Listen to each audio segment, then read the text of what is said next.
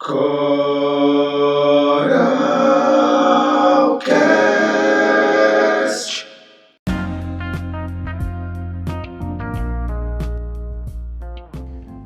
Tá começando mais um Coralcast. Coralcast é um podcast realizado aqui pelo Coral do IFCE. Nós temos aqui o intuito de trazer temas e trazer pautas a respeito da música coral, do canto coletivo, da música também enquanto expressão artística, né? Nós temos aqui, além do apoio da instituição, nós temos o apoio do Labfoto, do IFCE, e da G7 Entretenimento e Música Brasileira. Estamos aqui hoje com o nosso amigo Carlos Vale. Grato pelo convite, amigo. Bom ter você por aqui, tá? Carlos Vale é uma pessoa que trabalha também com essa nossa temática, que nesses primeiros episódios estamos abordando aqui a temática do coro cênico. Então eu vou trazer aqui um pequeno currículo do nosso convidado e em seguida a gente conversa, tá? Então, Carlos Vale nasceu em Fortaleza, estudou música aqui no IFCE e também na UFC, né? Além de estudos autônomos. Então é um aluno da casa também, muito bom trazer pessoas que frequentaram esse nosso centro de formação e podem contar a história, né? Então em 2001 ele formou seu primeiro grupo vocal, o Grupo Asas, que teria uma trajetória de 10 anos. Em 2009 formou o nosso famoso Vitrola Nova, não é isso? Um coro misto performático, que estreou os espetáculos interativos Vitrola Junkbox, em 2012 a 2014. Em 2013, estreou o projeto Folk, Canções de Antigas Novidades, um quarteto feminino que em 2016 torna-se Coral de Mulheres, que até hoje está na ativa, né? E ainda em 2016, forma o Cherry Boys, coro de rapazes. Em 2022, forma o Coral Prelúdio, grupo de prática coral e técnica vocal para iniciantes. Como coralista, participou do coral do CH, da UES, em 2005, grupo Cantos, 2006, coral da UFC, em 2008 e coro Euterpe, em 2014, além do coral Bethesda, em 1999, do que é regente hoje. Beleza, Carlos? Beleza. Tranquilo, grato aí mais uma vez por ter aceitado esse nosso convite. Eu que agradeço. Pessoa que tem aí uma atuação também, né, na nossa cena. E é interessante essa perspectiva também do coralista, né, que foi coralista, que todos nós que somos regentes, né, fomos coralistas e que a gente já trabalhou o coro cênico enquanto coralista e trouxe para a nossa vida e trazemos isso para os nossos coros, né.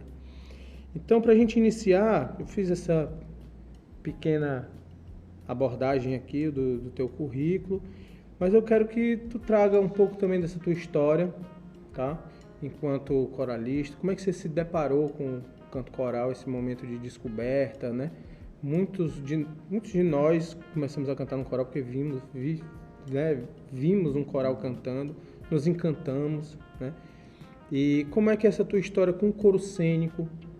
Onde foi que tu se deparou, com qual coral que tu se deparou com essa temática? E a partir daí, como é que você trouxe isso para os seus trabalhos? Dá uma abordagem também dessa tua história para a gente, por favor. Queria agradecer mais uma vez o convite. É sempre muito bacana, né, falar sobre as coisas que a gente faz, né, e deixar registrado um pouco também sobre essas movimentações. São importantes para a cidade, né? Todos os grupos que atuaram e atuam. Desde pequeno eu gostava muito de cantar na igreja, e aí quando eu fui ficando adolescente, aquela voz que eu cantava tão tranquilamente na igreja, ela foi virando outra coisa, e aí eu comecei a escutar mais do que cantar, e eu sempre gostava muito de escutar grupos vocais, né? E eu acho que o primeiro contato foi através dos discos, vinis, CDs que eu escutava de grupos vocais cristãos. E aí, na igreja que eu frequentava, tinha algumas organizações como coral, né? Mas tudo muito de última hora, assim, muito improvisado. E aí, em 99 eu fiz a audição para o primeiro coral que eu fiz parte, assim, né? Que foi o coral da Igreja Bethesda, que não era a igreja que eu ia, era uma outra igreja. E aí lá eu fui tendo contato com o funcionamento do canto coral, com a própria partitura, e eu comecei a identificar na teoria aquelas vozes, aquelas músicas que eu já ouvia, né? E aí foi quando eu formei o meu próprio grupo, que foi o Grupo Asas, que era um grupo de música cristã, de várias denominações. E a gente montou, a partir de 2007, alguns espetáculos cênicos com esse grupo, porque eu tinha tido também na igreja algumas experiências que algumas pessoas traziam não se chamava de coral cênico, nem de coral, nem de musical, eles chamavam de cantata, que era uma espécie de... juntava umas músicas e você fazia só uma movimentação, no lugar de cantar todo mundo ali, se sentava, se levantava, ia para ali, ia para acolá. E aí eu meio que levei essa ideia para o Grupo Asas em 2007, a gente montou um espetáculo que tinha cenário, que tinha essas movimentações e tal. E aí no ano seguinte eu entrei no Coral da UFC, que eu tinha assistido já um espetáculo, que foi o Gonzagas. E aí lá eu entendi melhor como se fazia, né? um espetáculo de coro cênico. E a gente foi também fazendo alguns no Asas até ele acabar em 2011. Inclusive o último espetáculo do grupo foi uma despedida e foi um convite para que as pessoas continuassem fazendo arte, fazendo música, cantando em coral, montando espetáculos, que foi um espetáculo chamado Para Ver Nascer, que dizia respeito a isso, para ver nascer a arte, a poesia, né? E alguns integrantes, inclusive, depois montaram corais que estão atuantes até hoje. Então foi meio que assim, eu me deparando primeiro uma experiência de ouvir, depois de fazer parte, depois do coral cênico da UFC, que sempre foi um referencial, né? Sim. Fazer isso há muito tempo. E eu acho que depois com os próprios outros grupos, o Vitrola, que nasceu com a ideia de ser um grupo vocal, não cênico, né? Mas foi quase que uma necessidade. Como se a gente achasse, não digo insuficiente, mas se a gente quisesse passar o nosso repertório, as músicas, de uma forma mais efetiva, né? Como? E eu acho que a linguagem da cena, do teatro, da dança, das outras tantas linguagens, elas foram incrementando, né? E uma demanda do próprio grupo, né? As pessoas queriam, vamos fazer isso, vamos fazer aquilo, vamos fazer isso, fazer aquilo. E aí eu sempre tive também muito entendido o papel do regente, o papel dos coralistas, e aí eu disse, tá, vamos fazer, mas a gente vai trazer alguém para fazer isso, para ajudar a gente nisso. E aí entrou o Plínio, que era um arquiteto, mas que também fazia parte do coral da UFC, e ele foi também dando contato com a gente dessa coisa de pensar cena, fazer uma leitura cênica daquela canção. Um dos meninos que fazia parte do grupo, que era o Bruno Mariano, ele foi também virando essa pessoa, né, depois quando o Plínio saiu. Hoje é estudante de teatro e é quem dirige todos esses corais aí que você leu, né, os corais que estão na ativa. Dirige a cena, né? Legal. Então foi basicamente uma experiência bem empírica, né? Sim. Mas também de muita observação e de muita escuta. Sim, de vivência, né? Vivência. Sempre eu considero muito importante assim a parte de viver o fazer, né? Sim. Não ser algo que parta de um conhecimento teórico, assim, as coisas são mais fortes quando a gente tem essa experiência, né? E dentro dessa experiência, dessa tua vivência, Carlos, como é que, se a gente tivesse, assim, de conceituar o coro cênico, né? Qual é a diferença que tem entre o coro cênico e o coro tradicional, né? Porque essa própria foi uma coisa que foi discutida também com o professor Erwin aqui no podcast, né? Essa própria terminologia do coro cênico é uma terminologia que se popularizou, né? Mas que eu até achei interessante porque o professor Erwin trouxe uma compreensão dele que também é um pouco o que eu penso, né? Que o coro cênico ele é como se fosse assim, uma redundância, né? Porque o coro, mesmo aquele coro tradicional paradinho, ele é um coro cênico porque ele está em cena, né? Estando no palco ele está em cena, né? Mas dentro desse termo que se popularizou, desse coro cênico, o que é que diferencia ele do coro dito tradicional? O que é que como você mesmo falou, né? O Vitrola começou sem o intuito de ser cênico, mas se tornou cênico. Como é que é essa diferenciação de um coro, dentro dessa sua experiência, né? Um coro que traz à luz a cena e o coro tradicional. Qual é a diferença entre os dois? Eu também já escutei muito, né, essa questão de que todo coro é cênico e tal. E eu penso que talvez o que traga essa terminologia sejam as linguagens que vão sendo adicionadas ou compartilhadas com esse coro, né? Independente se ele já é cênico do ponto de partida que está paradinho, né? Na formação tradicional, não há deslocamentos.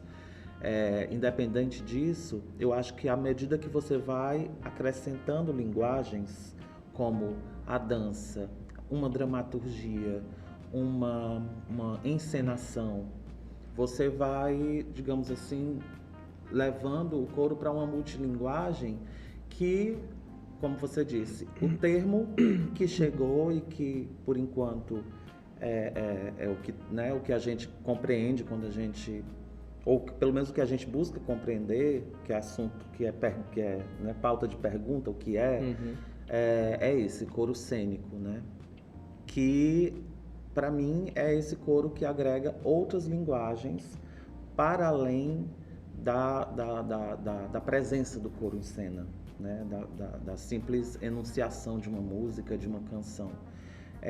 E eu acho que é uma pergunta que ela vai ficar sempre muito tempo em aberto, porque se a gente sai e pergunta para as pessoas, tem gente que tem uma dificuldade até de compreender o que é um coral, né? E aí quando você fala em coro cênico, aí é que fica às vezes mais distante, porque você compreende o que é teatro musical, né?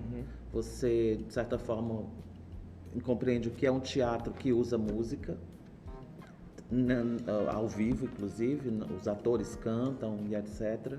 Você conhece espetáculos do Chico Buarque dos anos 60, 70, que os atores cantavam, né? Mas parece que nenhuma dessas linguagens se conecta com o coro cênico. E nem sempre eu pelo menos não me sinto muito à vontade de dizer, olha, isso é coro cênico. Porque eu não sei exatamente se é. Ou se é uma outra linguagem, ou também é coro cênico, né? Então, eu acho que é uma linguagem nova, apesar de estar sendo feita há muito tempo, mas pouco se fala sobre isso, né? A presença de corais cênicos, né, nesse entendimento, ela é mais reduzida em relação aos corais tradicionais, né? Se você for ver na cidade, a proporção ela é bem, né, desequilibrada. Então, eu acho que é objeto de pesquisa, né? O próprio Bruno, a pessoa que eu citei, Mariano, ele no curso de teatro e de dança, ele tem uma pesquisa em torno disso, né? Do que é coro cênico, por que o musical da Broadway é teatro musical e um musical brasileiro montado por um grupo é coro cênico, ou se tudo pode ser chamado de coro cênico, tudo pode ser chamado de teatro musical. Então, para mim, a grande diferença é como essas outras linguagens movimentam esse grupo. E tem um detalhe muito, para mim, imprescindível para entender o coro cênico, que é digamos assim, a responsabilidade não, mas o grau de comprometimento que um coro assume ao se tornar cênico. Porque você você passa da rotina de técnica vocal e repertório e uma roupinha para apresentação em um determinado local. Aí você vai ter aula, além disso tudo, de teatro, de movimentação, de percepção corporal, figurino, cenário. Então isso compromete muito mais o funcionamento do coro do que o que já, por mais que seja um repertório, aquele coro tradicional tem um repertório super rebuscado e muito estudo, de muita técnica. Você pode ter isso também no coro cênico, mas você está agregando outros elementos que vão te pedir mais tempo, mais comprometimento, mais participação, mais profissionalidade ou profissionalismo, né, naquilo que você está fazendo. E realmente é uma coisa que muitos grupos não têm pretensão mesmo de fazer, né? Porque se reúne por algum outro motivo, terapêutico ou para socializante, né? Mas quando você assume essa característica de coro cênico, vem um monte de demandas que aquele coro precisa cumprir, né? Isso. E até, como você falou, né? O coro, para ser cênico, ele já tem que ter um determinado nível de maturidade vocal também, né? Assim, porque perpassa, né? Ultrapassa esse limite da técnica-repertório, né? Como você falou, demanda mais trabalho. Às vezes a gente vê coros que não se dedicam a isso pelo simples fato de realmente não ser o objetivo, né? É como eu falo também, assim, pro coro do IFCE, e já li também, por exemplo, no Se Eu Tivesse Asas, né, da professora Isaíra, que ela fala assim que os corais, eles têm funções, né? Uma função primordial do coral da UFC daquela época é o quê? Cantar bonito. Que ele precisava abrir portas, ele precisava romper barreiras, né? E para cantar bonito tinha que ter bons cantores, né? É diferente, por exemplo, de um coral que tem uma função de socializar, né? Aí a gente já pode receber alguns coralistas que não têm muita experiência, né? Porque o foco não é simplesmente produzir conhecimento, né? Porque quando a gente faz um espetáculo, a gente está produzindo conhecimento, está trazendo um objeto artístico, né, para o mundo. As pessoas vão ver aquilo ali, isso aí é uma produção de conhecimento, né? Então, às vezes, o objetivo não é esse. Sim. E a atividade coral pode não ter apenas esse objetivo de ser um coro bonito, ser um coro que cante, que encante as pessoas, mas que tem em si, na sua própria atividade, no seu cerne, vamos dizer assim, espaço para também trabalhar questões de até aprendizado musical, né, dentro dela, né, dentro dele. E dentro dessa função do coro cênico, né, Carlos, eu quero que você fale um pouco da sua metodologia de trabalhar com um coro cênico. Como é que você produz um espetáculo? Começa da onde, né? As etapas, você falou que trabalha com o Bruno, né? E como é que é o trabalho com ele? O que é que você trabalha com o coro na formação de um espetáculo? Assim, técnica vocal e tal, é um negócio bem abrangente, né? Mas que você possa, por favor, falar a respeito disso. O primeiro espetáculo que a gente montou, né, mais relevante, foi o Vitrola Jukebox, que ele, e aí assim, teve o Vitrola Jukebox, depois a gente fez uma edição novelas, porque era um espetáculo interativo, depois a gente montou outros espetáculos como Agulha no Vinil, que também foi do Vitrola. O Bruno dirigiu um espetáculo do folk, que é o Coral de Mulheres, chamado Dizem que é uma Estrada, mas não passa de uma ausência. Então, mas a metodologia ela vai se alterando, ela vai se alternando, né? Porque uma coisa que funcionou em 2012, ela não necessariamente, ela pode não funcionar em 2022, né? Então a gente está sempre questionando. Então, como é que, a grosso modo, esses espetáculos eles eram montados e como é que está sendo montado hoje em dia, por exemplo? Todos esses que eu citei foram espetáculos que tiveram muitas temporadas, muitas apresentações. A gente ensaiava o repertório e depois do repertório todo pronto, a gente saía correndo para fazer as cenas, né?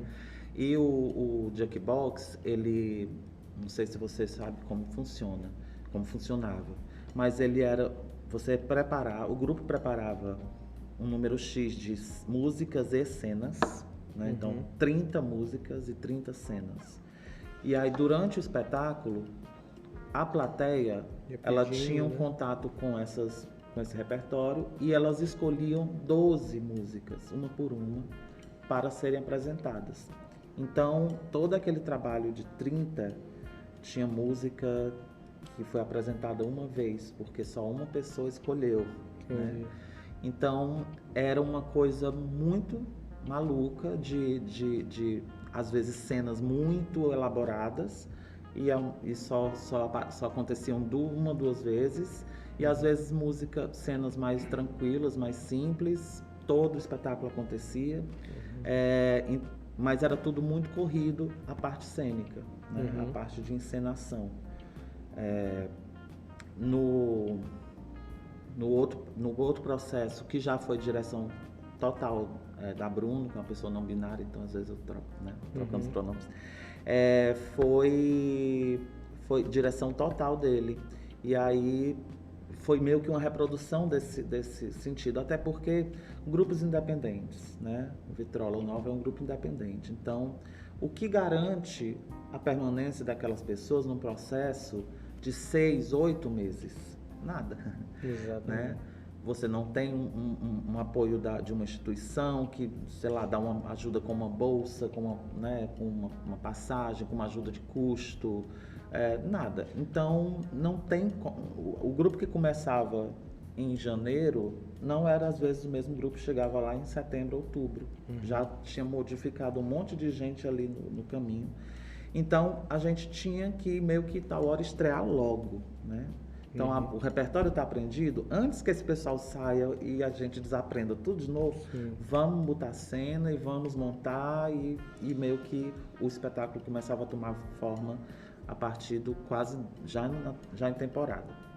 Agora, atualmente, a gente está com 2 projetos cênicos sendo ensaiados, que é o espetáculo do folk, que é o Dizem que é uma estrada, mas não passa de uma ausência, que a gente apresentou em 2019 no Dragão do Mar, no José de Alencar e no Porto Dragão, quando ainda era Sesc Iracema. E foi um espetáculo que a gente queria apresentar mais, mas aí veio a pandemia. Então a gente está retomando os ensaios e a montagem desse espetáculo. E o Vitrola, esse ano, fez 13 anos, né, de atividade, e a gente está montando um espetáculo muito grande, assim, com 40 pessoas, né, ex-integrantes e tudo mais, com um significado muito específico, mas eu não sei se eu já posso falar. Fala mas aí, será que eu tô ponta. Primeira mão? Primeira mão. É um espetáculo que ele traz quase essa conclusão de ciclo, né? Então, é um espetáculo que eu evito dizer que é o último do grupo, mas é aquela coisa, se for o último, vai terminar muito bem, em grande estilo, entendeu? Sim, a gente está... E aí esse processo está sendo bem diferente, né? A gente está experimentando um processo diferente nesse espetáculo do Vitrola, que as músicas, os kits de ensaios, elas são repassadas anteriormente. Cada naipe tem 1 ou 2 pessoas responsáveis por aprender muito bem a música, e os ensaios eles são separados. A gente chega todo mundo, faz um aquecimento e os naipes vão cada um para um lado, passam aquela música, 1 ou 2 por ensaio, e depois se reúne, canta junto. Aí a gente começou em julho, a mais ou menos julho, agosto. A gente tem um total de 8 músicas que já foram, né, os arranjos já foram executados dessa forma, e aí a gente já está fazendo a marcação de algumas cenas. Então, a gente dessa vez está fazendo o processo junto, né, e não primeiro as músicas, e depois vão pegar a música e botar na cena. A gente está fazendo meio que junto. Então, tem mais músicas que a gente ainda vai aprender, e depois colocar mais cenas. A gente está fazendo cenas antes da música também, então está sendo um processo bem experimental, mas que a gente vê a funcionalidade por conta disso. A gente tem um grupo grande de pessoas que a gente entendeu que tem gente que eu quero muito participar, mas eu vou passar um mês viajando. Massa, tem coxias nos espetáculos, né? Então nem todo mundo precisa estar em cena o tempo todo. Então é uma coisa que a gente nunca fez, nenhum dos nossos corais, né? Essa coisa, inclusive são 20 pessoas, são 30, mas metade do espetáculo só tem 15 em cena, né? As outras estão na coxia, entra tal hora, tem gente que pode participar de uma música, faz um solo ali de dança, de tudo mais. Então os processos eles vão se modificando, mas eles têm essas formas, né, de você conseguir juntar uma coisa com a outra. Eu acho, para concluir, que essa forma que a gente está fazendo agora, ela fixa mais eu não vou dizer os 2 conteúdos, mas todos os conteúdos, tanto vocal como de corpo, de movimento, né, porque nenhum dos 2 está cristalizado. A gente sempre pensou muito assim, a música tem que estar muito segura para a gente colocar a cena. E às vezes, as 2 tintas estando frescas, elas vão criar uma terceira cor mais interessante, porque elas vão se cristalizar juntas. E não simplesmente uma superfície que já está, aí eu vou enfiando uma outra informação, entendeu? As 2 informações ainda estão ali, e aí quando elas se cristalizarem, elas vão se cristalizar juntas. A música não vai estar dissociada do movimento daquela música, nem o movimento vai estar dissociado da sonoridade que estimula esse movimento, né? Então eu acho que está sendo um momento legal. No folk, no Coral das Meninas, a gente também está fazendo uma coisa parecida. A gente já está marcando cena com uma parte das músicas aprendidas. E é isso, eu acho que cada grupo também tem a sua organicidade, a sua forma de como aquele grupo vai funcionar melhor, vai reagir melhor, como vai ser melhor provocado. E mais ou menos essa tem sido a nossa, né? A nossa forma. Legal. É uma coisa que eu acho que é muito importante ser trabalhada no coro cênico, essa história da voz aliada ao movimento, né? A gente já abordou isso aqui também anteriormente, e é uma vivência da gente enquanto regente de coro, né, cênico. Às vezes a gente também está aqui no Coral do Instituto Federal, a gente também está produzindo um espetáculo, vem ser estreado agora dia 5 de fevereiro, um espetáculo chamado No Novo Tempo. E assim, foi muito presente no nosso processo essa questão do coro, que eu gosto de trabalhar sempre aliado ao movimento, né? Justamente para deixar bem mais assim, a técnica vocal com o movimento, né? Então, assim, uma técnica vocal e uma técnica e um aquecimento corporal juntos, né? E é sempre uma constante essa história do coro parado com uma sonoridade, né? E o coro em movimento com outra sonoridade, às vezes mais bonita, às vezes mais quente, mas às vezes também mais dispersa, né?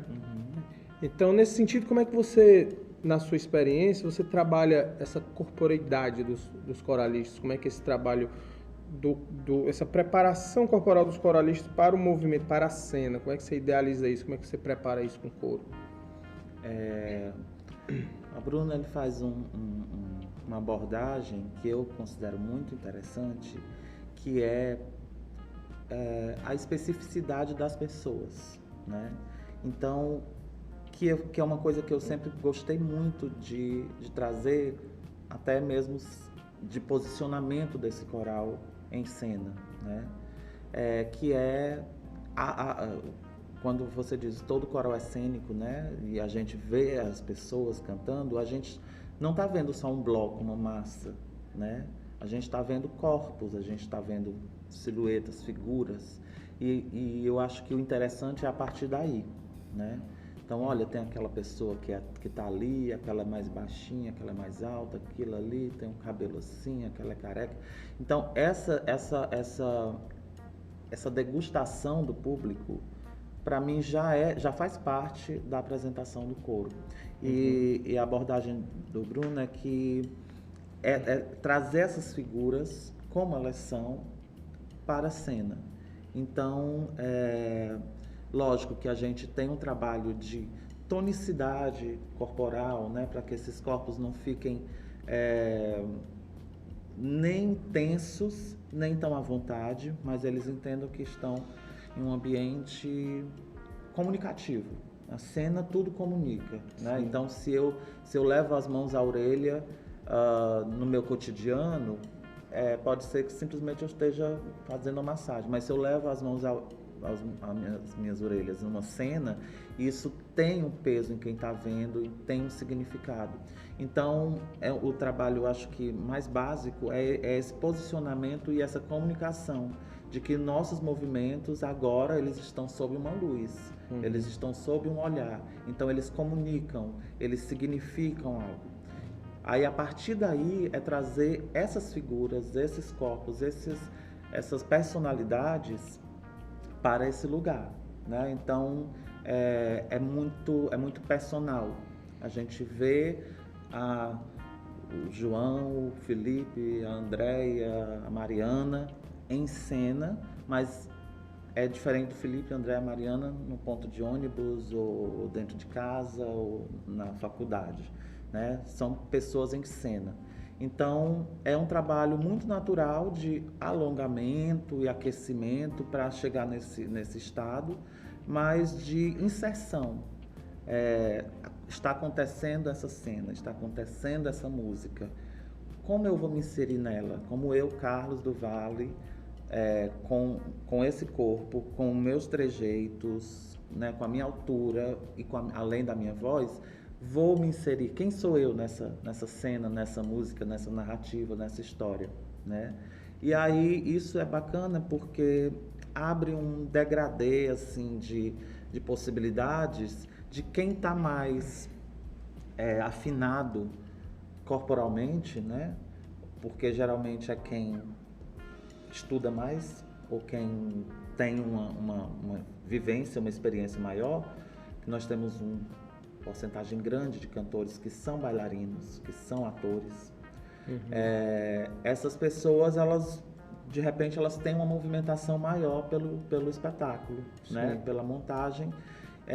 Mas aquelas outras pessoas que não são, elas não estão obliteradas, elas não estão embaçadas, né?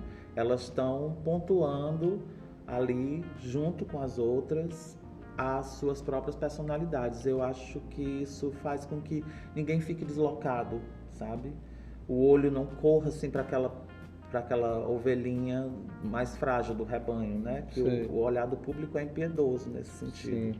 Né? Se ele percebe que tem alguém que não está à vontade ali em cena, o olho vai direto para lá, e é quase como uma presa, né? Peguei. Então, essa coisa de deixar as pessoas mais à vontade sendo elas mesmas, né? Eu acho que dá uma respirada, e a gente tanto tem uma massa orgânica que se move junto, como a gente enxerga os indivíduos e aprecia os indivíduos, né? Que maravilha, às vezes a gente vai num show, tem um artista em cima do palco, né? Um cantor rodopiando para lá e para cá, e a gente assiste isso, né? A gente vê o movimento. Aí você imagina ter 20 pessoas assim, 30 pessoas assim, que você pode escolher. Agora eu estou olhando para essa, mas agora eu quero olhar para esse. E olha, tem aquela ali que eu não tinha visto até agora, descobri agora, já no final do espetáculo, que tinha aquela pessoa. Então eu acho que isso é o ponto, sabe, que a gente percorre. Vamos ver essas pessoas em cena, vamos colocá-las em cena e ver essas pessoas em cena no palco. É muito rico mesmo, né? Realmente, às vezes que a gente está numa... A gente mesmo como regente mesmo, fazendo uma cena, produzindo uma cena, às vezes tem tanta coisa que foge mesmo da nossa percepção, né? E eu mesmo costumo sempre fazer uma cena, dizer o que cada um tem que fazer e tudo, e ver por vários ângulos, né? Porque sempre tem alguma coisa assim que a gente já está tão ocupado com a sonoridade, em reger, sabe? É muita coisa até pra gente, então pro público também funciona meio assim, né? A gente vê muita informação, né? E é bom isso, é uma riqueza, realmente, né? E dentro desse sentido, Carlos, como é que você... O que é que você busca dos coralistas? Como é que é esse processo de ingresso dos coralistas, né? E você, enquanto regente, buscando esses coralistas, avaliando esses coralistas para serem eles introduzidos num coro cênico, onde eles vão passar por esse processo de formação e tudo, né? Como é que você faz esse processo de seleção dos seus coralistas? Também é um processo que ele vai mudando, né, com o decorrer do tempo. Por exemplo, o Vitrola foram pessoas que cantavam no Asas, né, e aí ficaram me perturbando, assim. Ai, cadê o Asas? Acabou, eu quero cantar MPB, eu quero cantar MPB, eu quero cantar música internacional. E aí eu disse, não, gente, já chega, eu já canto isso tudo no coral da UFC, então se virem. Mas aí acabei formando o Vitrola com essa, né, configuração de pessoas próximas e tal. E aí a gente fez uma audição um ano depois, né? Uma audição mesmo, assim, de divulgar e ver as pessoas. E nessa época era assim, afinado e tem uma carinha, vibe do Vitrola e tal. E aí a gente selecionou. O folk foi todo formado por amigas, cantoras que tinham sido do Vitrola, do Asas, etc. No segundo ano foi que a gente fez uma audição para pessoas gerais. Mas hoje em dia, faz tempo que a gente não faz uma audição grande assim. A gente fez, acho que para o Cherry Boys, no começo do ano. Mas geralmente eu tenho uma amiga que viu o grupo e tá afim. Eu tenho um amigo meu que ficou com o dia livre. A gente chama a pessoa, ela vai no ensaio, ela participa do ensaio e a gente escuta ela, né? E vê a troca. Porque eu acho que essa chegada das pessoas no grupo é uma coisa de mão dupla, né? É para o grupo conhecer você, entender se você tem os requisitos mínimos, né? Que é a afinação, disponibilidade de tempo e etc. E para você também ver o grupo e entender, o cantor entender se ele quer mesmo participar daquilo, se ele quer estar ali, né? Porque acho que é pior do que uma pessoa que falta ou que desafina, é uma pessoa que está sempre lá, mas que não quer estar lá, sabe? Que não curte o grupo, que não se identifica. Então, é sempre uma chance do grupo se conhecer. Mas, atualmente, a gente está fazendo assim, né, as audições. Essa do Vitrola, a gente convidou pessoas que já tinham feito parte do grupo nesses 13 anos. A gente convidou algumas meninas que eram do folk, a gente convidou alguns meninos do Cherry Boys, tanto que o grupo está com os ensaios suspensos por enquanto, porque, né, é só um regente, um diretor para tanto coral. Mas é basicamente isso. Durante algum tempo, era aquela audição bem, bem clássica, né? As pessoas se inscreviam por e-mail, e aí elas chegavam lá, a gente fazia um vocalize, elas cantavam um trecho de uma música, que aconteceu bem isso também na época do Coral da UFC. Eu fui muitas vezes das bancas, né? E aí depois a gente entregava o resultado. Às vezes no Coral da UFC também e no Vitrola tinha um momento de corpo cênico para a gente também ver a desenvoltura. E aí mandava o resultado e começava os ensaios e tudo mais. Mas recentemente mas isso eu sempre achei muito desgastante, sabe? Muito desgastante pra gente, pro grupo. e até para as pessoas também, causava sabe, um nervosismo. E às vezes a gente olhava para a pessoa e a gente não sabia se aquilo ali era o que ela realmente conseguia fazer, entendeu? Porque eram tantas situações estressantes de estar sendo avaliado, de estar numa audição, de olhar e ver outros candidatos, né? E é porque no Vitrola a gente nunca estipulava vagas, né? Mas outros corais às vezes, são tantas vagas para tal naipe, tantas para tal. Então a gente, hoje em dia, o nosso critério é a vontade, sabe? Quem é que está afim? Aí essa pessoa vem, conhece. À medida, lógico, que você vai reduzindo dias de ensaio, por exemplo, cada um desses grupos só tem um dia de ensaio. Aí você, infelizmente, você não tem mais como ter tantas pessoas iniciantes, tantas pessoas que não cantam tanto, né? Você pode até ter algumas ali, mas só com um ensaio por semana não vai dar para...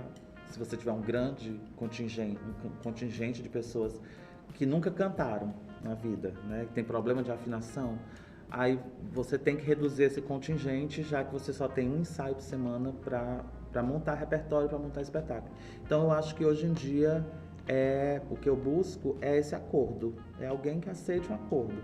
O grupo é assim, o dia de ensaio é assim, funciona assado, o projeto é esse, nós temos esse espetáculo para montar, a temporada, a previsão é tanto tempo, o ensaio é isso aqui, o repertório é mais ou menos assim.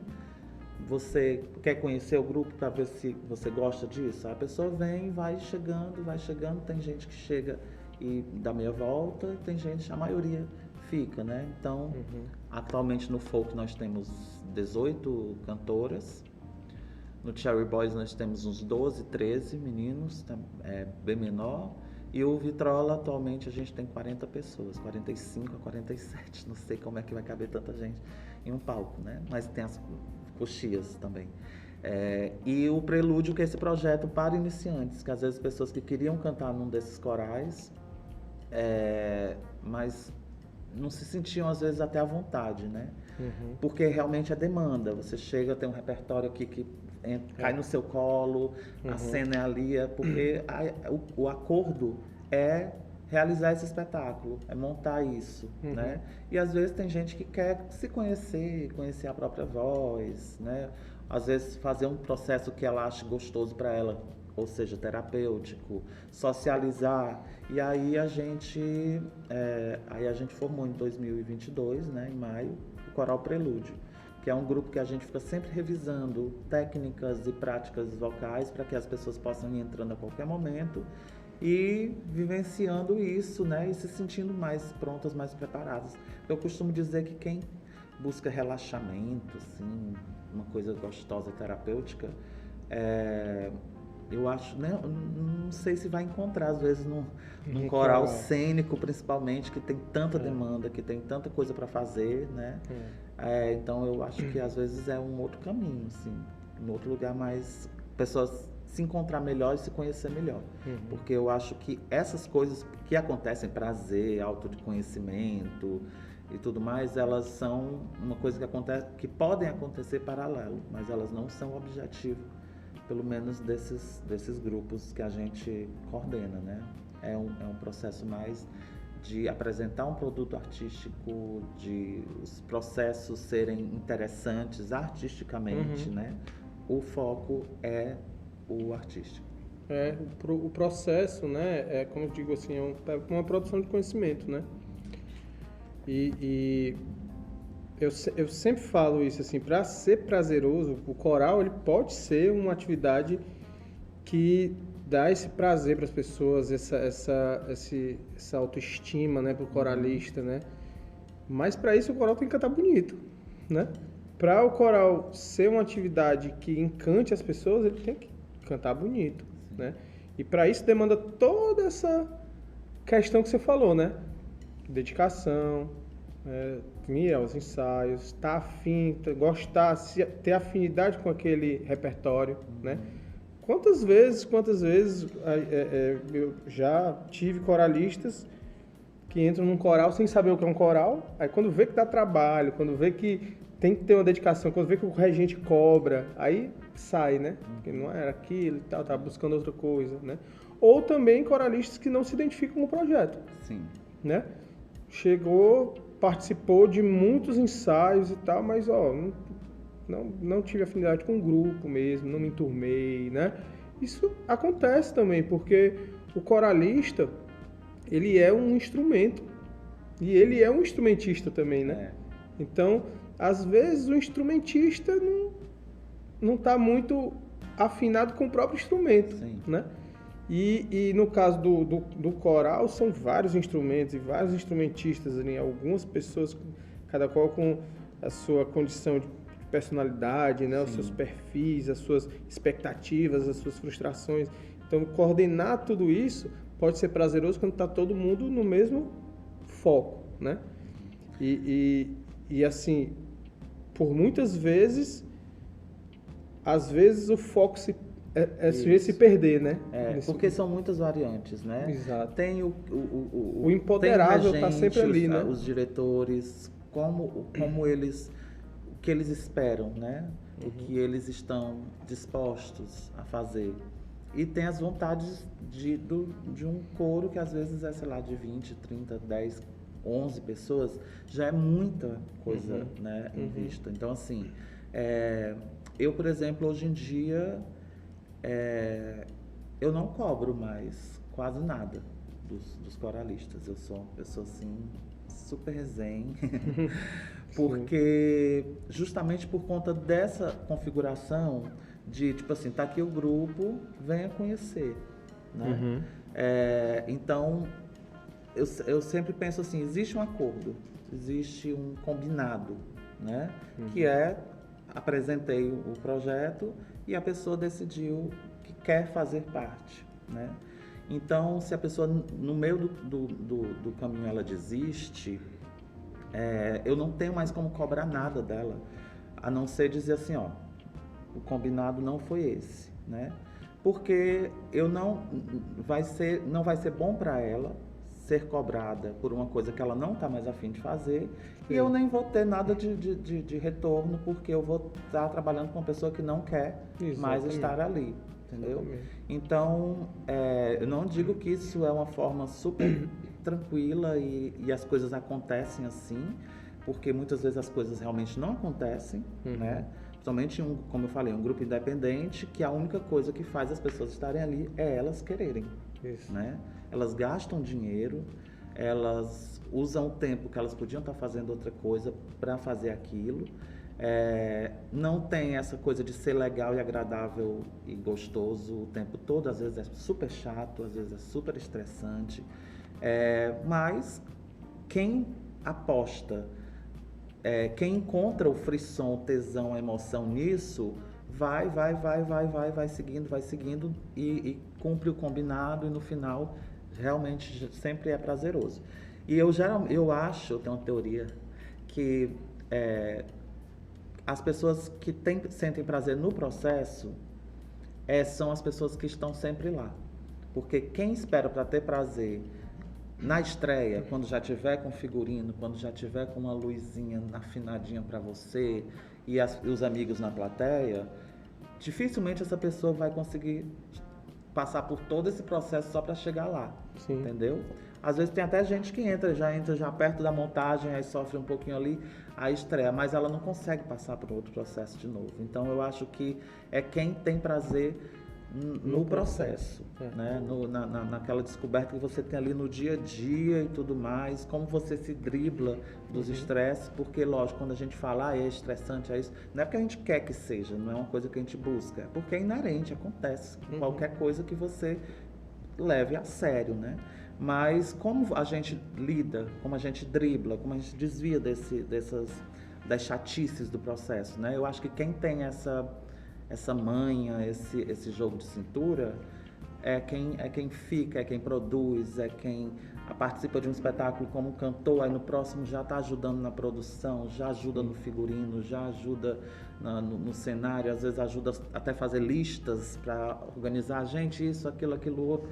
Então, quem vai chegando perto do centro são essas pessoas que curtem esse ambiente. Então, não adianta cobrar, não adianta pegar no pé de alguém que não curte a vibe, que não curte o processo, Uhum. só quer a estreia, né? Então não consegue chegar lá.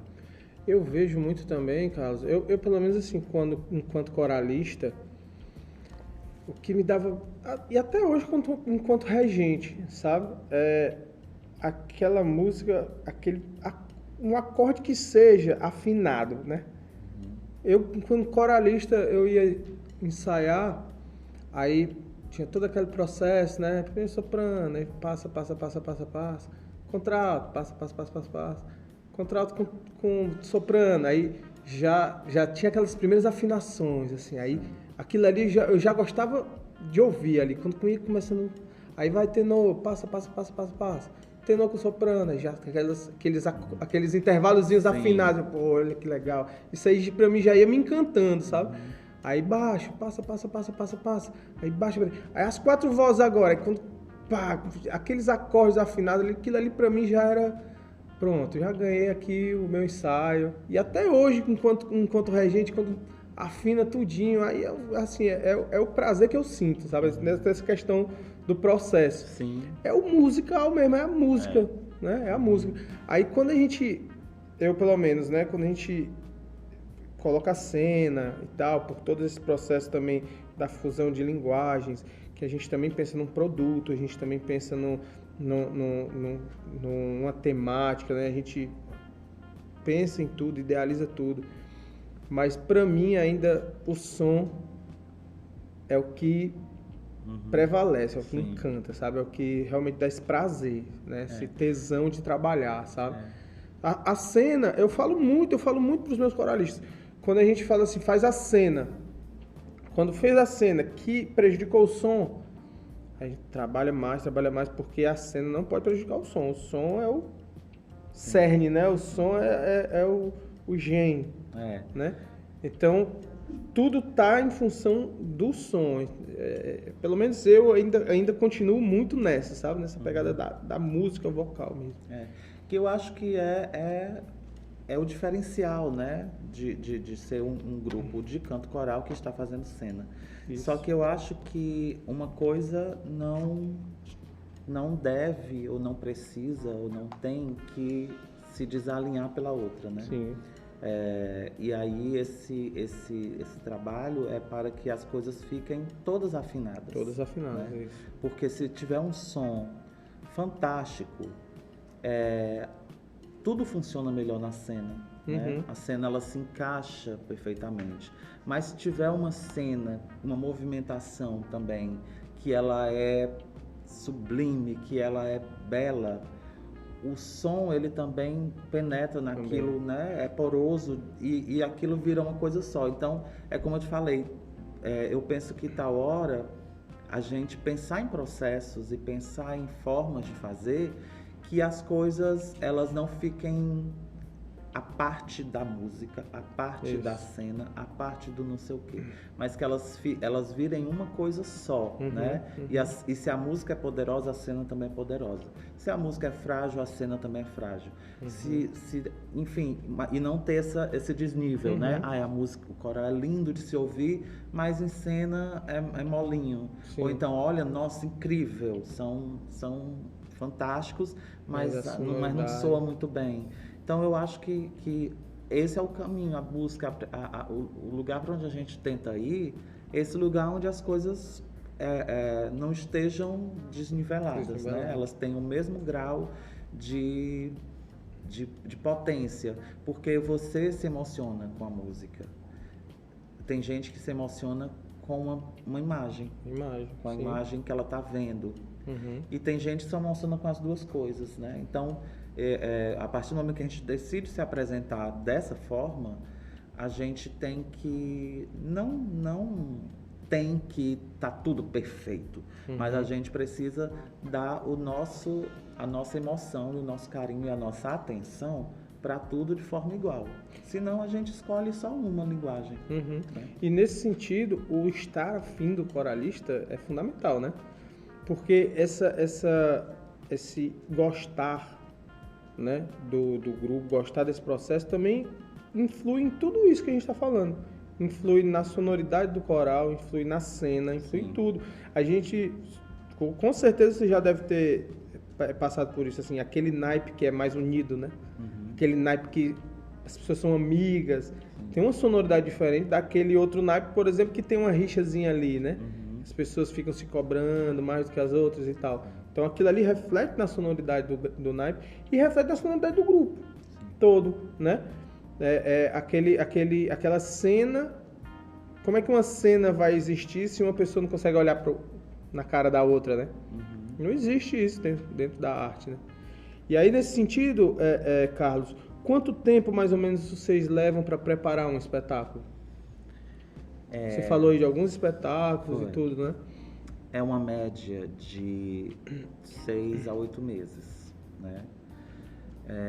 Eu sou muito desatento para essa questão assim, de contagem de tempo. Eu acho que a gente já teve espetáculos que a gente já montou 4 meses, alguma coisa assim.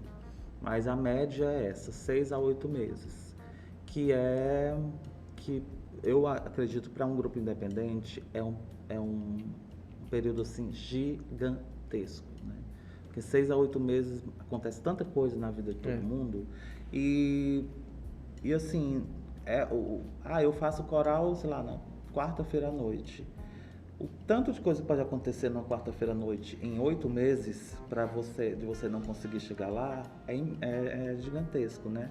Então, por exemplo, esse processo agora do Vitrola, a gente começou em agosto e a gente queria estrear em janeiro, né? Mas provavelmente a gente só vai estrear lá para fevereiro ou março, por conta também do carnaval. Mas ele ia ser um processo bem mais rápido, porque por conta justamente dessas dificuldades, né? É um grupo grande de pessoas que querem muito fazer e que a gente queria muito que essas pessoas fizessem. Então a gente está tentando fazer um processo mais rápido mesmo, mais célere, para a gente conseguir ter essas pessoas em cena para fazer esse espetáculo, seja ele despedido ou não do grupo, mas vai ser um momento importante, né? Inclusive é um espetáculo quase metalinguístico. Ele quase fala sobre ele mesmo, sobre o grupo, né? Sobre a história, sobre a trajetória desses 13 anos de um grupo artístico que é o Vitrola, mas que pode ser qualquer coral, pode ser qualquer grupo, companhia de dança, de teatro, as coisas são inerentes. Então, a gente está tentando fazer nesse período menor, porque é só um ensaio por semana, né? Mas, geralmente, é esse processo de 6 a 8 meses, que eu acho muito cruel. O Folk estreou agora em agosto, um espetáculo que a gente começou a ensaiar em fevereiro, março, abril, maio, junho, julho, 6 meses, pronto. E que foi um dos espetáculos mais rápidos que a gente montou, porque a gente tinha começado a ensaiar antes da pandemia, antes do isolamento, em 2020, em janeiro, e aí a gente parou já em março, e aí quando a gente voltou em janeiro, fevereiro desse ano, já era outro grupo, né? Tinham 5, 6 pessoas que estavam desde 2020, mas era gente diferente. E aí a gente estreou em agosto, ou foi em julho? Acho que foi em agosto. Fizemos as apresentações, por quê? Porque a gente... eram 20 músicas, 9, músicas são solistas. São só uma cantora, né? Então a gente conseguiu montar o espetáculo em 6 meses, né? Levando em conta que teve muitas outras ondas de Covid e a gente ficou algumas semanas em casa. Teve isso, teve aquilo outro. Então a gente conseguiu montar em 6 meses, que eu falei, Foi. Que é rápido, né? 6 meses são 24 ensaios para 20 músicas. Isso. Porque a gente utilizou também essa coisa de muitas solistas e muitos arranjos fáceis também, né? Que é uma coisa que a gente tem trazido cada vez mais para os nossos grupos. Arranjos perceptíveis pelo grande público. Então a gente deixa uns 2 ou 3 arranjos que a gente chama cabeçudos, né? Mais dissonantes, mais isso, mais aquilo. que os estudantes de música adoram, né? Mas uma grande parte são arranjos mais cantáveis, sabe? Mais intuitivos. Sim. Que tanto os cantores eles vão pela própria trajetória, vão pegando a música e, isso deve ser assim, e já vão desenvolvendo, como o público também compreende melhor o que ele está ouvindo, né? Eu não esqueço nunca, uma vez eu estava começando a lidar com a coisa do coral, e uma amiga minha do colégio, ela disse assim, eu não gosto não, porque não tem uma música que os corais cantam que a gente identifique qual é. Aí, sei lá, ela tá dizendo que uma música que ela adorava, Dia Branco, não dava nem para entender que a música era Dia Branco, porque era totalmente, né, diferente, assim. E aí a gente está meio que reduzindo, porque também é legal, né, você trazer uma nova perspectiva de uma música, mas a gente deixa isso bem pontual no espetáculo, né? Eu acho que até valoriza mais esses arranjos muito rebuscados e cheio de informaçõezinhas musicais, mas o corpo do espetáculo ele é mais leve, ele é mais, sabe, intuitivo, né? E a gente deixa só esses momentos assim, uma música mais aqui, outra ali.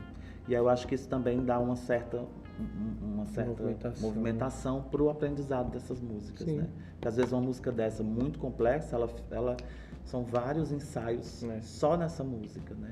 Então, a gente colocando umas outras mais fáceis ali, elas correm e aí até preparam, inclusive, a pessoa para um arranjo mais complexo. Sim. Né? Então, a gente está meio que nessa. A gente tem uns arranjos do professor Tarcísio, que ele fez para o Jackbox Novelas, e a gente manteve nesse espetáculo, né? Que são arranjos um pouquinho mais complexos, e a gente começou eles depois, e aí o outro a gente ainda nem ensaiou, porque a gente está vindo com as músicas mais fáceis, até para ir construindo a sonoridade, reconstruindo a sonoridade dessas pessoas. E aí, aos poucos, é que a gente está introduzindo, né, os arranjos mais cabeções. É bom até porque o coralista, ele canta e escuta algo bonito ali, né? Se sente mais fazendo parte, né? Às vezes eu também já me deparei assim, eu mesmo, enquanto coralista, em corais que era tanto tempo numa música que a música não ficava legal, que a gente sentia assim uma frustração coletiva, assim, pô, irmão, não vai cantar essa música não. Assim, passar logo dela, né? Cantar outra, né? E eu já ouvi também relatos de alguns coralistas também falando a respeito disso. E aí, Carlos, nesse sentido, como é que, assim, você vê, por exemplo, o trabalho de técnica vocal dentro dessa perspectiva do coro cênico? Como é que é abordado por você? O que você busca? Se você busca alguma sonoridade ou se você deixa ela se apresentar? Como é que você trabalha isso dentro dos corais? Quando eu tinha o Grupo Asas, que era um grupo que eu fui selecionando assim de maneira muito chique, porque eu ia numa igreja, via uma pessoa cantando, aí chamava essa pessoa, porque eu queria aquela voz, né? Era um trabalho muito artesanal. Com o passar do tempo, os outros grupos, era meio que assim, as vozes que nós temos são essas. O que sonoridades a gente vai ter com elas, né? E hoje, por conta da questão, todas essas questões que a gente conversou sobre a dificuldade das pessoas de conseguirem estar lá, né, durante um período maior de tempo, e a nossa própria demanda, né? Você vê, eu tenho na segunda-feira o Coral Prelúdio, que é esse coral de iniciantes, que é uma aula meio que eu tenho que preparar, né? Na terça-feira tem o ensaio das meninas, na quarta-feira estou regendo o coral da Igreja Bethesda, né, que me convidaram para dirigir.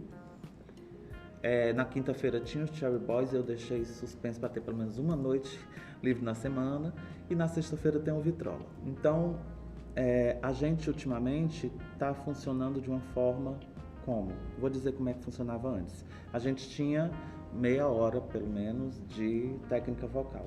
A gente teve algumas pessoas em alguns grupos que facilitaram, né? A Ana Oliveira, o Antônio Souza, eles foram preparadores do Vitrola, do Cherry Boys durante um tempo. Depois eu mesmo fazia um aquecimento, outras pessoas que se disponibilizavam e tudo mais. Atualmente, a gente deixa um pouco isso a cargo dos cantores, né? Então, por exemplo, no folk, as últimas pessoas que têm se chegado, elas vão construir uma sonoridade de técnica nos ensaios. Então, às vezes eu faço um aquecimento direcionado para alguma coisa da música que eu vou trabalhar, né? Então, se eu quero uma voz mais vertical, eu faço um aquecimento todo mais vertical, e na hora da música eu digo, façam o O do jeito que a gente fez no aquecimento. Então, é uma técnica vocal muito funcional, entende? E aí elas vão desenvolvendo com o processo, né? Já no Vitrola, a gente tem como, primeiro, pessoas que já cantaram no grupo ou que participam desse processo mais funcional, como o folk e o Cherry Boys, e pouquíssimas pessoas que a gente não conhecia a voz, né? Uma ou duas ou três, um grupo de 40 e tantas. Então a gente aquece simplesmente só para juntar aquelas vozes e já vai ensaiar ou marcar cena. Aí a gente tem uma pessoa que é o Johnny Fonteles, que é aluno do IFCE, acho que até já se formou, que ele faz alguns trabalhos nos naipes num dia extra, né? Então, às vezes na própria sexta-feira marca mais cedo, aí vai alguns sopranos, outro dia vai uns tenores, os baixos e tal, e ele faz aquele trabalho de técnica vocal. Às vezes eu dou algum direcionamento, né? Eu preciso que o tenor, sei lá, cante mais metal, ou isso, aquilo, e aí ele tenta trabalhar um pouquinho mais nisso. Mas é uma coisa que sempre foi uma característica do meu trabalho. Quando eu comecei a cantar em coral, eu sempre escutava muito e vivenciava muito a coisa da timbragem, né? A timbragem das vozes e daquela coesão e tudo mais.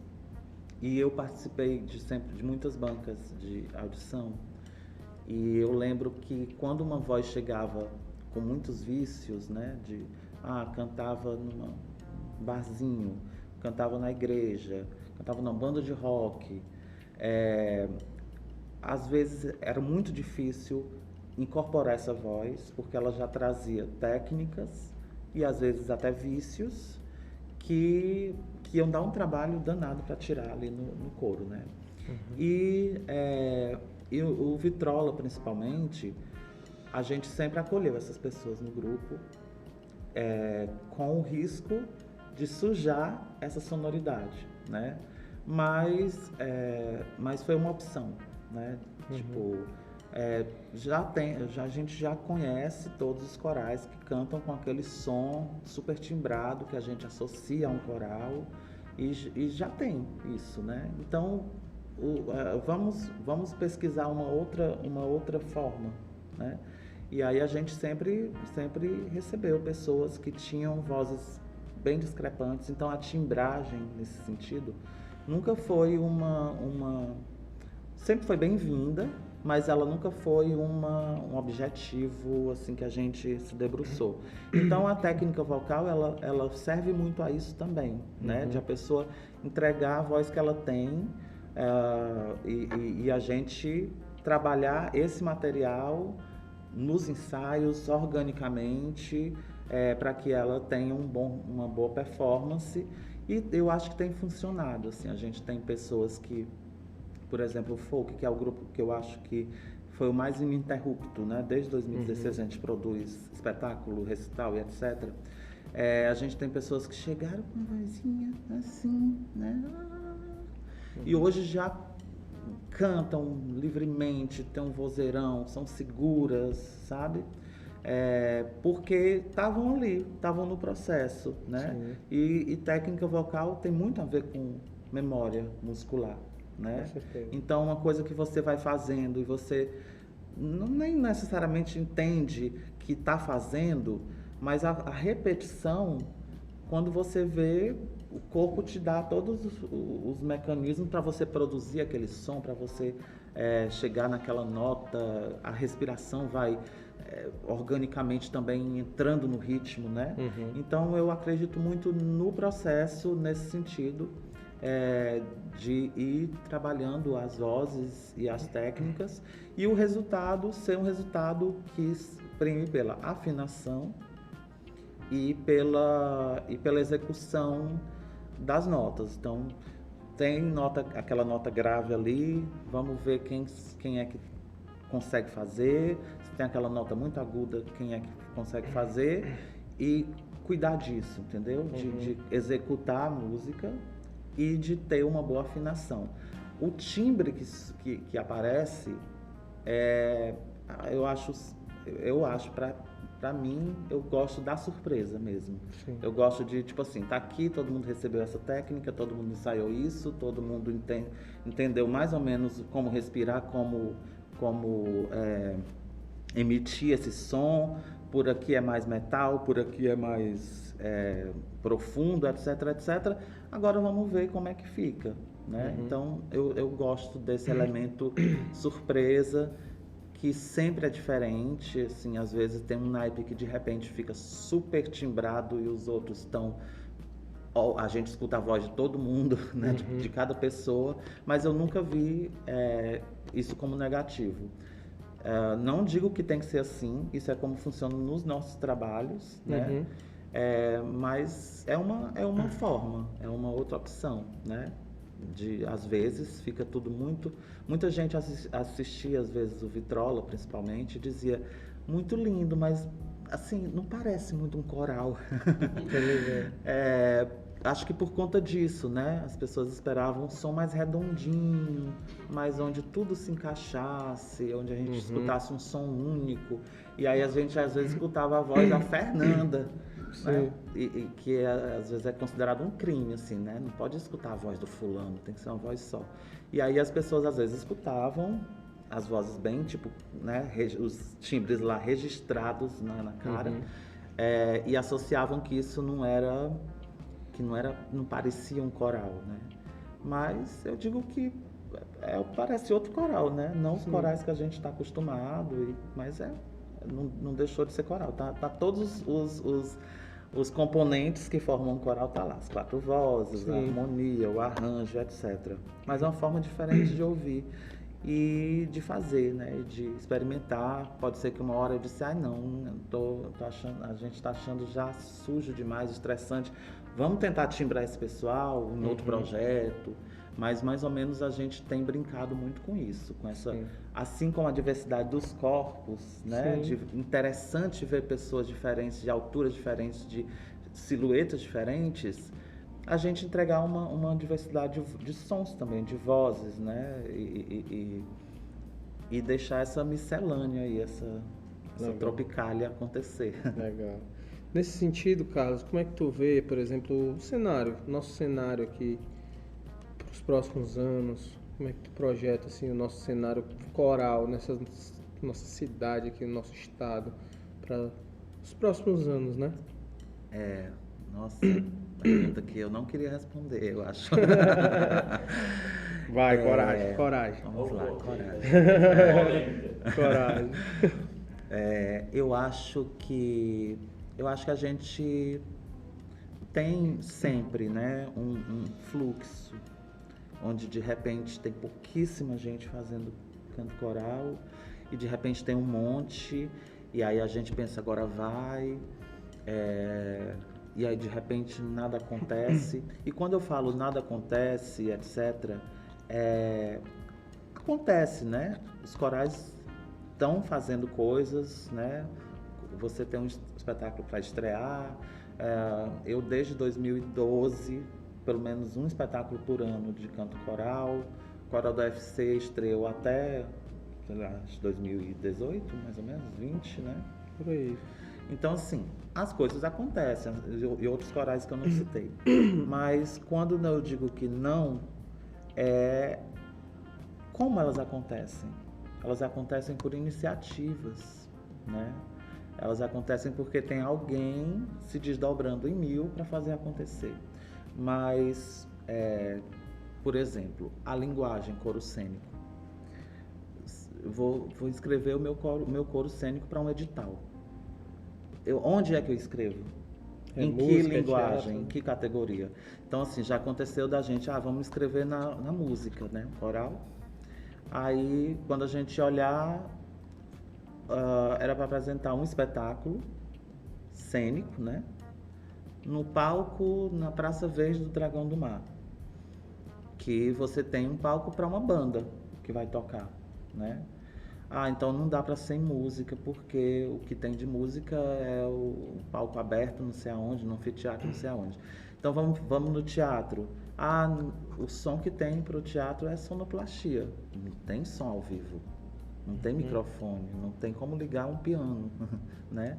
Então, os editais, as formas de políticas públicas, elas dificilmente têm alcançado o canto coral, né? E eu acho que eu tive conversando com uma pessoa que é de produção cultural e que ela é de uma dessas secretarias e tal, e ela disse: vocês têm que fazer um fórum, vocês têm que criar um fórum do canto coral e um fórum do canto coral cênico para levar essas questões para nível de cidade mesmo, de estado, de políticas públicas, né? Para que venha verba para essas produções que são feitas com verbas ou particulares ou uma parte de uma instituição que já tem verba para um monte de coisa, aí disponibiliza aquilo, mas a gente não consegue ter o alcance que a gente gostaria. A situação dos teatros é muito complicada, porque nem todo teatro consegue receber um coro cênico, né? Alguns teatros são pequenos, né? Isso. Caixa cênica pequena. Ou pequeno, ou coral às muito vezes grande.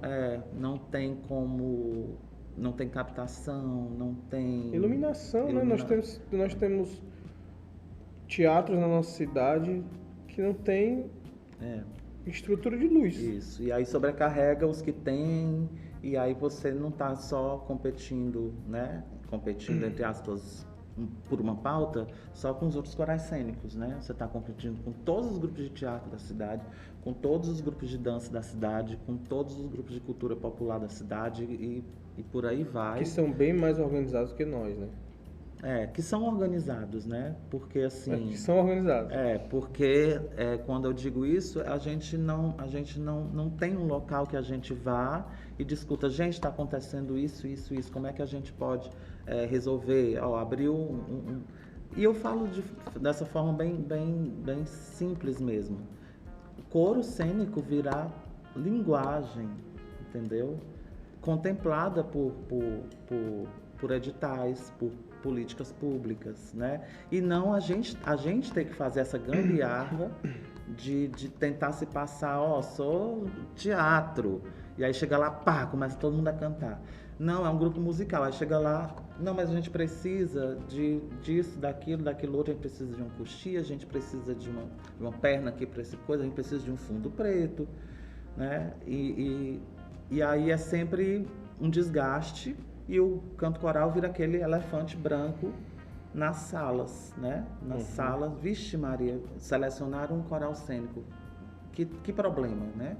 Então, eu acho que se não há essa organização, quando eu falo esse fórum, né?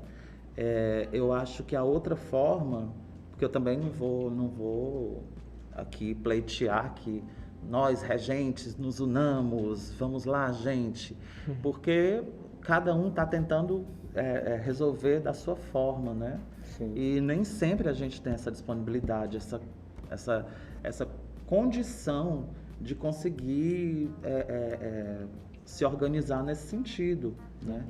Mas uma outra forma eu acho que é produzindo,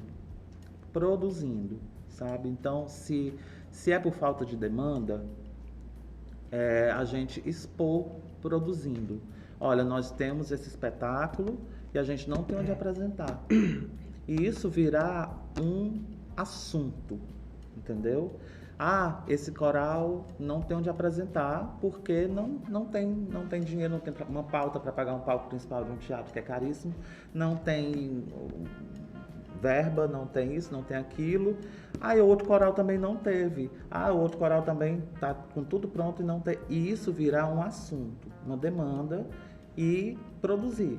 Porque se a gente chegar com produção na porta, isso vai se acumulando nas portas e elas vão se abrir, nem que seja com o peso daquele monte de coisa que você botou na frente da porta, sabe? E assim, eu lembro que, acho que foi em 2017, que eu produzi um espetáculo chamado Cantos de Vésperas, que foi o Vitrola, o Cherry Boys e o Folk. A gente juntou os 3 corais e a gente se apresentou no palco do José de Alencar. Foi uma programação, inclusive, foi proposta pelo teatro. E eram mais de 50 pessoas em cena, né? Em cena, assim, se apresentando. Os corais, cada um cantava o seu repertório, depois juntava. A gente fez uma estreia do Cherry Boys no Túnel do Amor, também no palco principal do teatro José de Alencar, com 2 sessões, uma 5 horas e outra 8, as 2 esgotadas, com 30 meninos em cena, e a gente não teve um pio, por exemplo, da imprensa, né?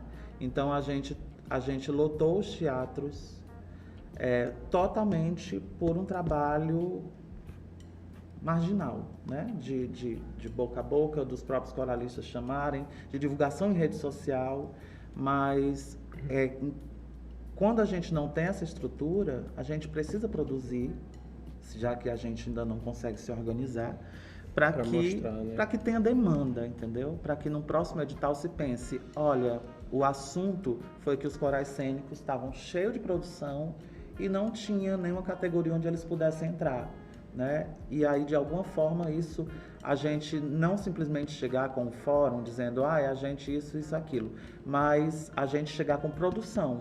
Esses espetáculos acontecem. A cidade de Fortaleza produz espetáculos de coral, produz espetáculos de coral cênico, produz teatro musical, seja que nome queiram chamar.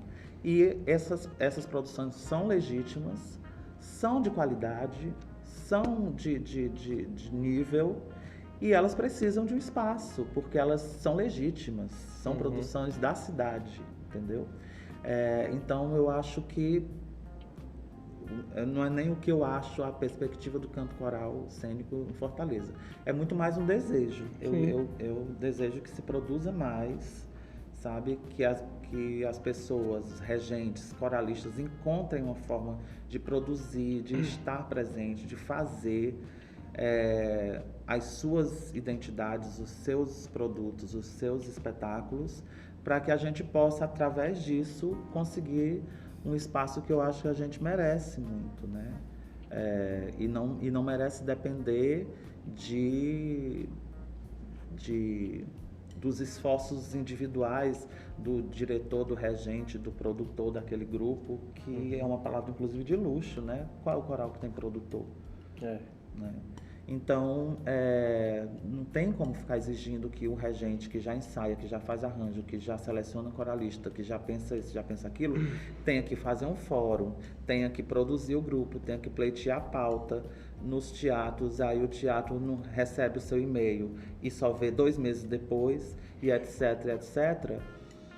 Tem que fazer isso porque, enfim, não tem, ou faz isso ou não faz. Mas eu acho que não é justo isso ser uma demanda, sabe? Isso ser colocado para os pobres dos regentes ainda terem que se organizar. Eu acho que o que a gente pode fazer é produzir e sempre produzir politicamente, sempre produzir dizendo, eu produzi esse espetáculo com os nossos coralistas, nós produzimos isso. E isso é um espetáculo que era para ter sido apresentado 10 vezes, só foi 3. Era para ter recebido um cachê maravilhoso e recebeu uma bilheteria de R$300 do público que foi.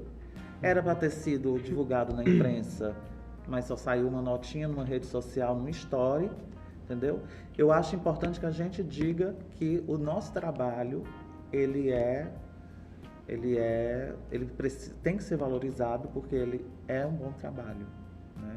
Então que a gente não simplesmente fique só satisfeito. Ai, foi lindo isso que eu fiz. Ai, foi lindo, gente, que vocês fizeram. Não, a gente diga, foi lindo e ele está sendo desvalorizado. E ele precisa acontecer mais vezes.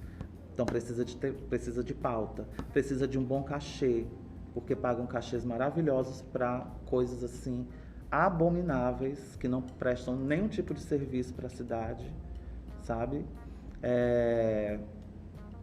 Abrem-se pautas incríveis para grupos que vêm de fora, mas que só...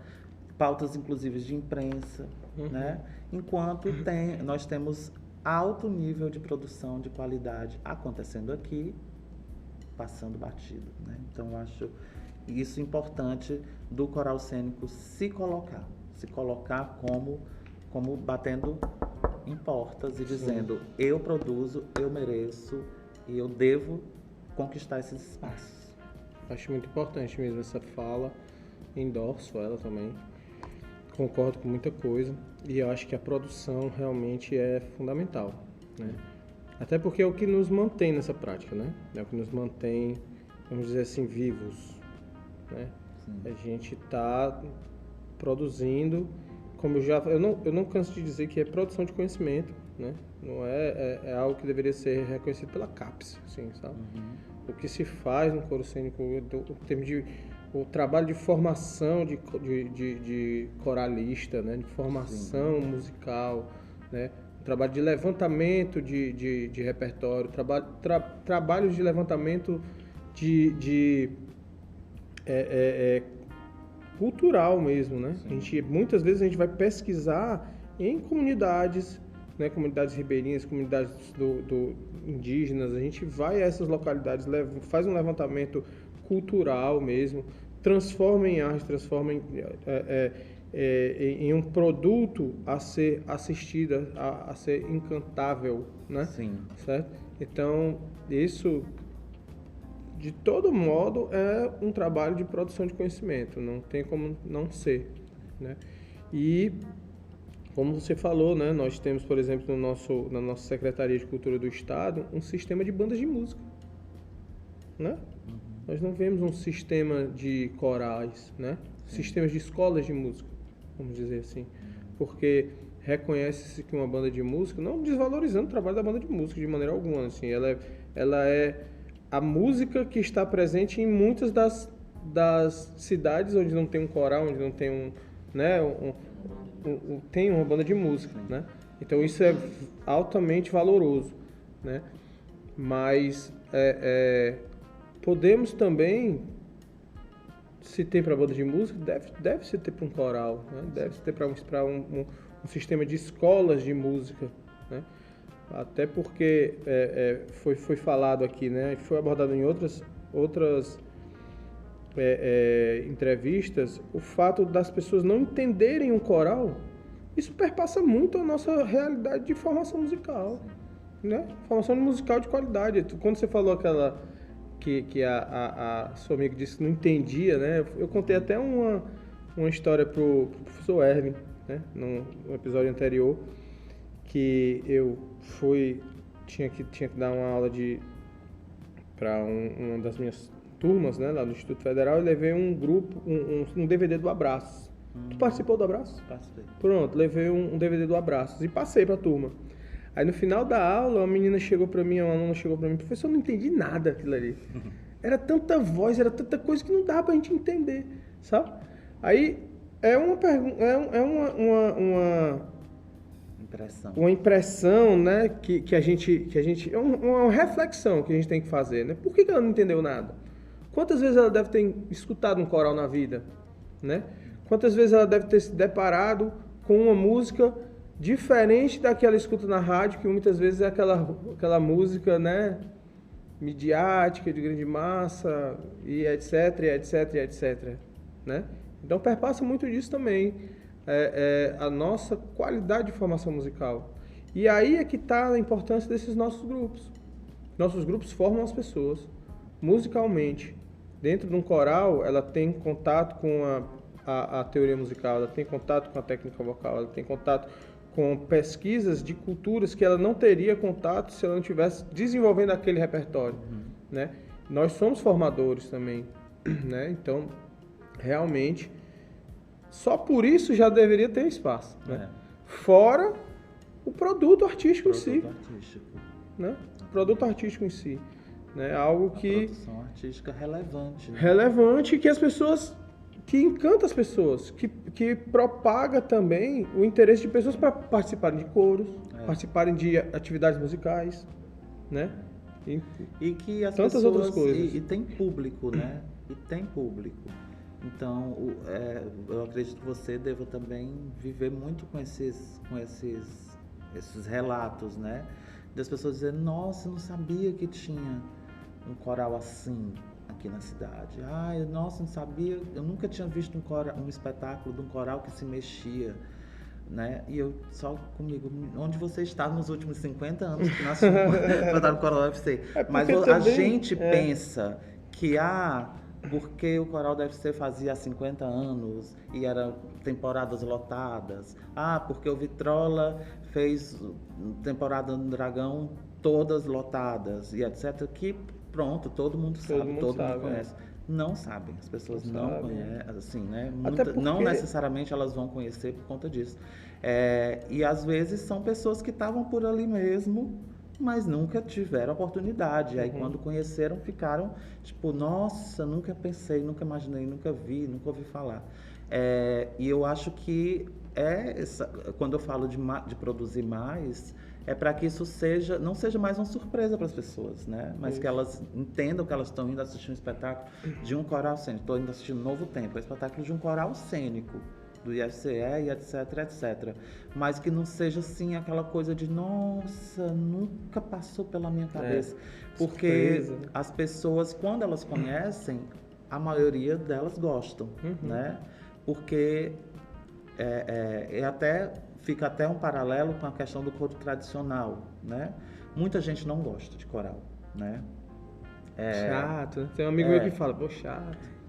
E aí o coro cênico é uma forma de fazer com que as pessoas conheçam aquele formato de uma forma que chega mais para elas. E às vezes chega mais por conta daquilo que eu falei, do comprometimento, entendeu?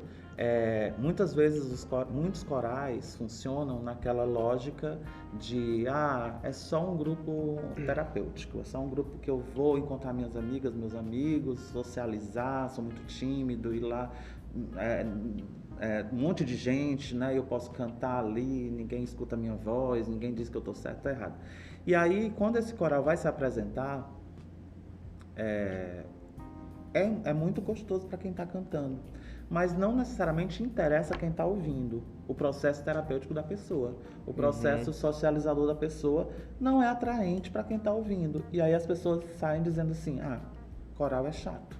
Porque aquele coral que elas assistiram não se preocupou em ser atraente para o público. Se em si mesmo hoje é legal, a gente adora, a gente curte aqui, é tão bom, tão animado, a gente faz nossas confraternizações, mas certo, e na hora de apresentar para o público, qual foi o gancho? Porque às vezes as músicas não são, sabe, não tem o rigor, porque o rigor não é isso, o rigor é o próprio coral em si, a função em si, a função, né? E aí quando você tem um coral cênico, como eu falei, né? Não tem como você ficar só no socializante, terapêutico. Ele exige, né, trabalho. E aí quando você apresenta o resultado de um trabalho, né? E não o resultado de uma festinha. Então, é uma chance das pessoas conhecerem e repensarem as experiências que elas podem ter tido não tão positivas com o coral, né?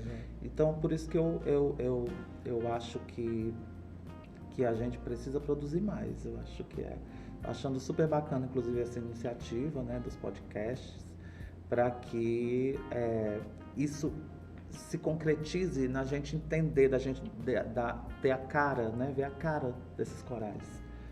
Quem são, tem nome, tem pessoas por trás que fazem parte, que coordenam, que agitam aquilo, né? Uhum. E aí eu acho que é o primeiro passo para a gente entender como linguagem, é a gente dar nome. Tem muitos corais cênicos na cidade. Quais são? Cite um, né? Aquela história. Sim. Não sei, eu acho que deve ter um ali na UES, não sei aonde, no conservatório. Então, assim, dizer onde estão, quem são, sim. né? Onde habitam. Que comem. O que comem. E eu acho que é um passo importante, né? Para a gente visualizar, saber o que é que eles estão produzindo. Porque a partir do momento que eu sei onde tem, eu quero saber o que é que está fazendo. Você vai estrear esse espetáculo, você vai formar uma plateia que vai perguntar quando é que tem outra apresentação, quando é que tem outro espetáculo, como faz para participar? Vocês não vão se apresentar num teatro não sei aonde, maior? Tá entendendo?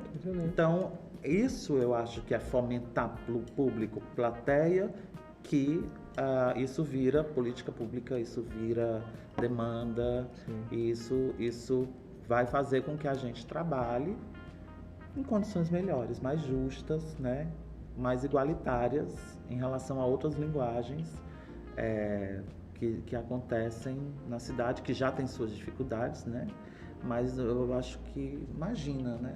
Os grupos que já têm um espaço, só tem muita dificuldade, imagine um grupo que ainda está levantando o dedinho para dizer assim, eu sou um coral cênico, prazer, né? Aí é que é mais difícil. Então eu acho que não tem mais para levantar dedinho, é chegar com produção, botando na mesa o que faz e dando esses nomes. Por isso que eu estou muito contente com essa iniciativa. Massa, cara. Faltam espaços, né? Pois é, Carlos. Então nós temos também um tempo aqui no nosso podcast. Muito interessante esse nosso papo, cara. Assim, eu agradeço muito mesmo esse teu aceite, né? Tá aqui com a gente. É muito valoroso e a gente tem o intuito de trazer assim o máximo possível de pessoas, né? Nós vamos trabalhar outros temas em outras temporadas. A gente vai trabalhar técnica vocal para coro, trabalhar metodologias de canto, metodologias de coro amador, né? Nós vamos trabalhar muitos outros até chegar assim como é que é um figurino para coro, sabe? Iluminação para coro. Então, o nosso objetivo é realmente trazer luz a essas temáticas do coro, do movimento coral, até porque assim a gente está falando de coro cênico, mas quantos regentes fazem coro cênico, né? Sim. Quantos regentes tem em Fortaleza vivendo de reger coro e quantos desses se interessam em fazer coro cênico? Sim. Tá entendendo? Então, assim, é um universo a ser descoberto, né? E é uma vertente ali do canto coral, né? Que também tem tantas outras, né? Sim. E aí, nesse sentido, meu amigo, muito grato aí. Eu que agradeço o convite. Pela sua presença. Muito sucesso pro projeto.